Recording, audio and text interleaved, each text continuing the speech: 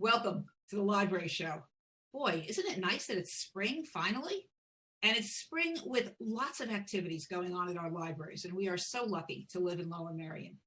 Today we have a terrific person to start the show, and that is Michael Jesberger.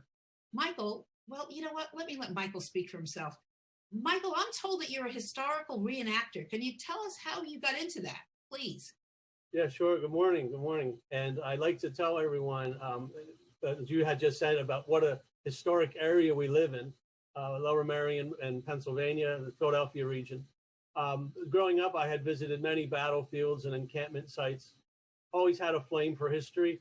But in 1990, when the Ken Burns series on the American Civil War was released, it catapulted me into the desire to wear the uniform of some of our first veterans. So since 1990, I've been participating as a reenactor. Oh, that's marvelous. I have to say that I've been watching the Ken Burns jazz series, and he is just so brilliant at putting together so much material. So I could see where the Civil War one would have ignited your interest. Meantime, I see that flag behind your head is a different kind of flag. What does that represent? Yes, absolutely. Great question. So this is the 34-star flag, a period correct American flag. It flew for one president. That would be President Abraham Lincoln, our 16th president. It has in the center the newly adopted star for Kansas that was admitted to the Union the same year. Lincoln was part of a large ceremony that day in Philadelphia to raise a much larger than this flag in front of Independence Hall. Oh, isn't that interesting? How long did that flag stay up? So that was a flag that was for one of his visits in Philadelphia, and would be in front of Independence Hall for as long as the flag changed. As we brought in a new state, new flag. Wow. I have to say, I'm not familiar with that flag. Maybe it was a lack of a certain history class way back then. No, that's a great question. That's why I display it. It's a Civil War period flag. So if you were to come see me at a reenactment, the Union headquarters would have a massive 34-star flag, much larger than this, that the troops would use as far as their encampments. Ah, okay. So you mentioned reenactments. Do you do reenactments as an individual or as part of a group typically, if you're doing one, not on the library side, but just generally? That's a great question. I actually do belong to several groups.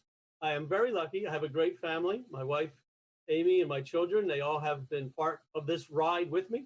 I belong to a Revolutionary War group out of New Jersey called the 1st New Jersey Regiment.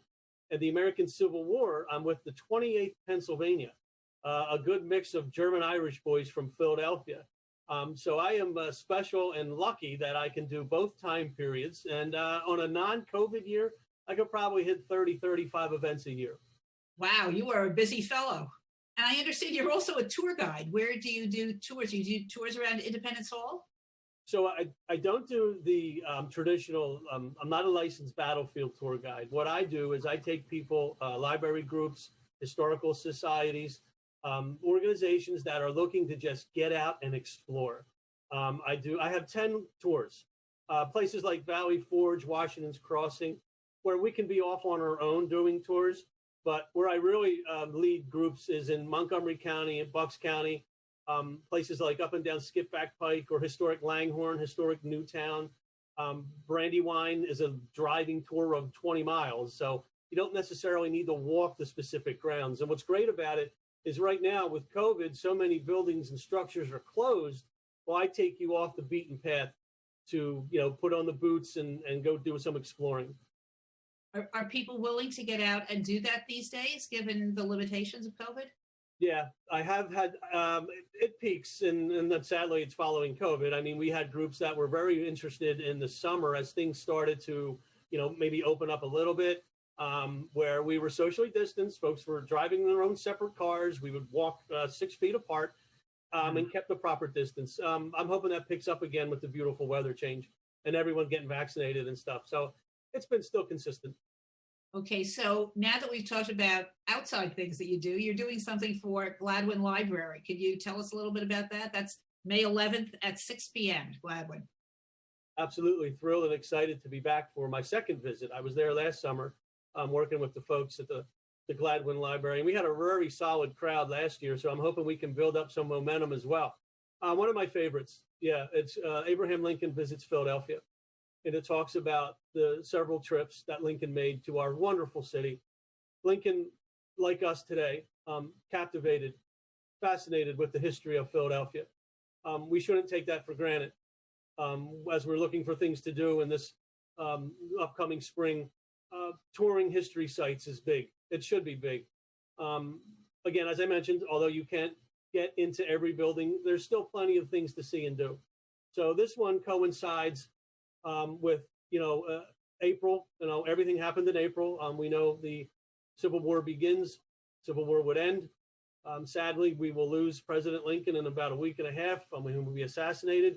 But from that springs so much interest in Lincoln right up through Memorial Day. So I thought a well-placed program in early May to talk about his wonderful time in Philadelphia. Michael, I understand that you have a following. You had 30 people at Gladwood last time. So we're hoping that you can build on that this time. And I guess in order to build on it, people need to pre-register. Is that right? Correct. So there's a link that you can go onto the Gladwin Library and the Lower Merion library system and be able to register. It's simple. It just, who's coming, how many, and it'll send you several reminders. It's all through Zoom, which the folks are doing a great job getting us all connected. And I truly encourage folks to do that. It's unique because when I would do programs at libraries in the area, as I said, people are interested in history. I'm very proud to say a following turns out. A short, quick story. We once broke a fire code. We had so many people at a library because there was no registration. And I was promoting it. Why wouldn't I promote it? So now with Zoom, we can get unlimited folks in the same building. Oh, that's terrific. Yeah. I had an incident like that once too, and I got the fire marshal very angry at me. So I'm very cognizant of that. Okay, so people should pre-register. I have to ask one other question because we had a Susan B. Anthony reenactor on this show a few years back, and she came in full costume. Do you come in costume for this, or do you appear in costume, or do you appear as yourself? So great question. I do have several uniforms. I could outfit everybody in the library with military uniforms.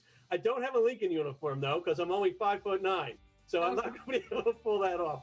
And I tell it from a soldier's perspective. I wear the uniform of a Union soldier, not first person, but just showing the uniform, I think, is a lot of people find it very interesting. That's super. Michael, thank you very much for coming on the library show. Be sure to register. I think if this has stirred your interest, come or Zoom and hear Michael on May 11th at 6 p.m. at Gladwood. Stay tuned. We'll be right back.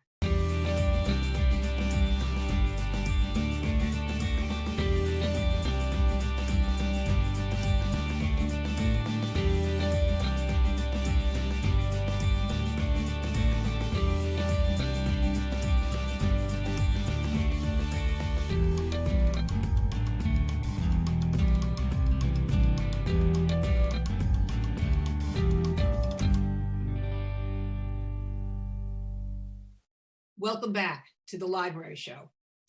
Longtime viewers may recall that in the past, we have done shows that were related to food, cooking, cookbooks, that kind of thing. And I've had different people on talking about the Ardmore Library kitchen tour or other things. One of the people is Ethel Hoffman. Ethel is a well-known food writer. In fact, she's not just a food writer, she also wrote her autobiography, The Wonderful Mackerel at Midnight. And I have several copies on my bookshelves that I like to give to people. But now Ethel has shifted direction, and I think that as a library show and one that is watched by people who want to be professional writers, this is a really interesting turn. Ethel, welcome today. It's so nice to have you on again.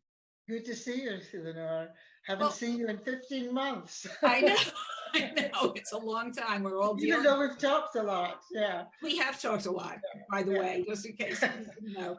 I think it's fascinating that you, as somebody who has written cookbooks, who wrote your autobiography, are now writing mystery suspense books. How did this happen? Well, I look on Zoom and everything else. People can get 100 recipes, whatever they want, online. So the cookbook sales really have plummeted. And it's very difficult to get a new angle on a cookbook anymore. I have a good friend who's an agent and a publisher, and she said that it's just, they're just scraping the bottom of the barrel, like looking for one item topics such as salt or pepper or something like that. But you know, I've written about 8 or 9 cookbooks. I did my memoir. Um, Nobody wants another cookbook, really, unless it's visually interesting. If you have a restaurant, you can have a cookbook, and you can have the people who come into the restaurant, they want to take a souvenir away, they'll buy a cookbook. It's not big numbers anymore. So, drawing on, I got such good feedback on Mackerel at Midnight, my book, that I decided I was going to write a mystery. It's actually a coming of age book, this new one.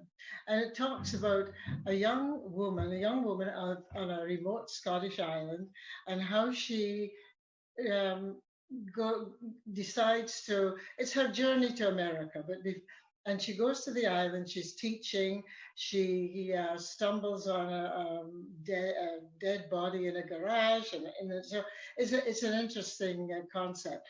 But the reason I'm doing this is that I don't want to do another cookbook. I mean, although I write a column for the Jewish News Service, I write a food column, and you can find it on jns.org. But people are cooking differently, and because of COVID, of course, people are spending more time in the kitchen. But even so, they go online to get a recipe. And really, I started out, I mean, if you want, I started out in the food business. First of all, I'm a nutritionist. But when we came back from Switzerland, my husband was a medical student there. I had 2 little boys, maybe 3 months and 17 months or something. And I needed to do something. I mean, I was accustomed to working. I worked with Jean Mayer at Harvard School of Public Health, and I was the president of the International Food Association. But I needed to do so. So I decided I would have a cooking school. And I think it was probably the first cooking school in Philadelphia. And I called it the Instant Gourmet. And I was really building on the food that I had eaten in Switzerland, but doing it in a quick way to appeal to Americans. And I had this 5 people who came to my kitchen in Bala Cynwyd, and it had to be 2 hours because my boys woke up at 12. So it had to be from 10 to 12. And I invited Elaine Tate. And Elaine was the food editor of the Philadelphia Inquirer. She wrote a column about me. And then a couple of weeks later, she called me and she said, you know, people love reading about you. Why don't you write the column and you'll get paid for it? And I did. And that started my writing career, really. You need one person to be your mentor, and she was your mentor. She was quite a personage too. She was the connection. She wasn't really a mentor. She was the connection. Okay. So my point is that, first of all, don't be afraid of rejection. I mean, I called her. I said, would you like to come to my house at 10 o'clock on Tuesday? I'm going to do that. And that was it. I mean, she could have said no, but she didn't, and she came. And that really started my writing career. Ethel, is there somebody who served as the connector when you went into this new direction in terms of writing mysteries? Somebody else who sort of said, yes, I'm willing to take a chance on you since you've written in other genres? I think that you'd be great writing mysteries. Yeah, I've had a lot of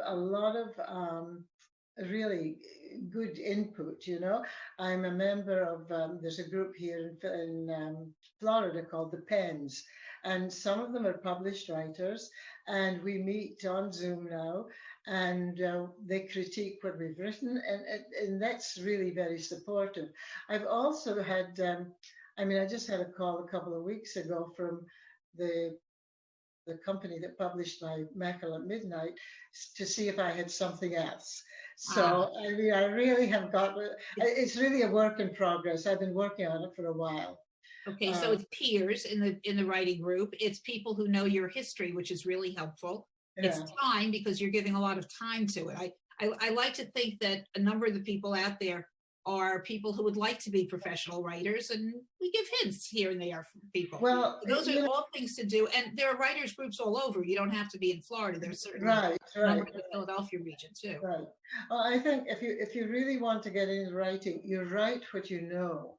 I mean, this latest book is on my experiences. a little bit of fiction in there, but you know, it's really write what you know about, and then don't be afraid. And you know, I mean, people put their noses up at self-publishing. It's not a bad thing to do, because even if you don't get out to the wider community and population, you do it for your family. It's really important to write down your background, to write your story, to write your hopes, your aspirations. It's just so vitally important for a new generation in your family. That's Okay. terrific. And one other thing, if I can say, be a little commercial for a moment, but I understand that Barnes and Noble will carry books that are self-published too. That Oh, it's that's not just interesting. major publishers. I Well, didn't know. maybe, I don't know. This was a friend of mine who self-published some years ago, and her local BNN did carry the book. So Interesting. there's something to aspire to, if that will work. Well, now there are a lot of independent bookstores, thankfully, springing up, and they are very happy to bring in your writers and have them have an open night and questions. And that's really important now, because you can get to people, and there's nothing like a face-to-face communication, really. Not on Zoom specifically. No, but Zoom has its purposes. Ethel, thank you for appearing on the show. I appreciate it. It's great to see you. And Thank I hope you for having people me. can look forward to your mystery. I Sometime. will get it out there. I will get it out by the end of the year, I'm hoping. Okay, take care. Thank you so much. All right. And stay tuned. We'll be right back with more of The Library Show.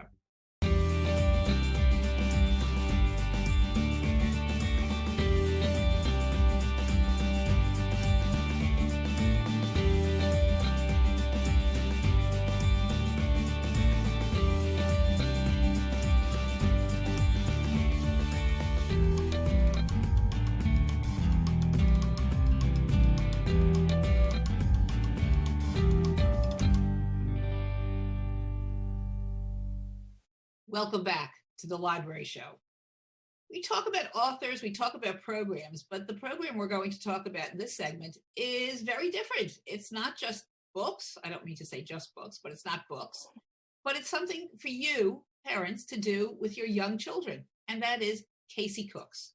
We have the pleasure of having Casey Leming on today, and Casey will be doing a wonderful program. I saw it and I said, we have to talk about this on TV at Ludington in late May. And Casey, welcome to The Library Show. Thank you so much. Happy to be here. It is really a pleasure to know that there's hands-on events that are happening for young kids, because not everything can be books. Not everything happily is going to be a screen. We do a lot of screen work. What are you going to do? I'm going to jump right in here. Tell me please about this program. So Casey Cooks is a cooking class for kids mostly 5 and up. Younger kids can participate with parental assistance. And basically we decide to do a simple recipe, a no-bake recipe, usually something that kids could do on their own without parental assistance. And in May, we'll be making patriotic fruit pizzas. Oh, I love it. I typically like to do a monthly theme, a holiday theme, if applicable. In April, we did spring bunny mobiles, which is up on the Ludington Library Facebook. It's just like a sponge cake and a little heap bunny.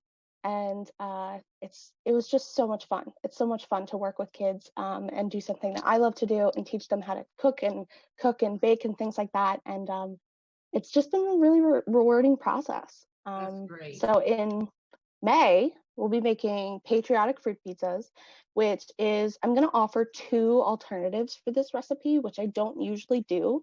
But since I'm not in the classroom, like in the meeting room with the kids, I want to give them the option of either taking the quick way out so that they can eat their snack, or they can actually spend some time cooking.